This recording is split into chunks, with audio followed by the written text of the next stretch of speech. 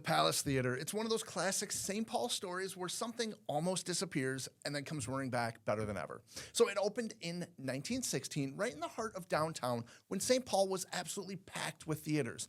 Vaudeville, it was king. Movies were still silent, and this one was built to make jaws drop. Ornate plasterwork everywhere, sweeping balconies, dramatic lighting that made you feel like you were stepping into something important. For decades, it rolled at the times. Vaudeville died out, movies took over, silent films became talking films, and live performances faded. But by the mid 1900s, like so many historic theaters, it was losing the fight.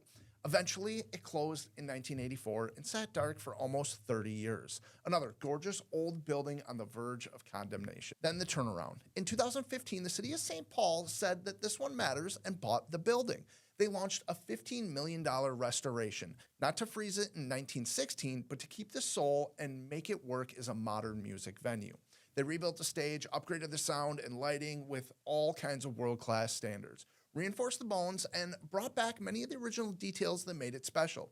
They even left some of the rough edges exposed, giving it that gritty, lived-in rock club feel. When it reopened in 2017, the city actually handed operations over to First Ave and Jam Productions. And if you know the Twin Cities, you know what that means.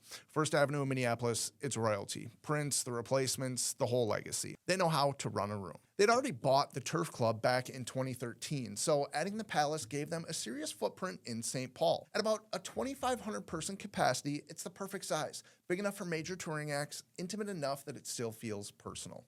I saw Jack White there last summer, and it was electric. It's the kind of venue where you remember exactly where you were standing. No bad sightlines in the room.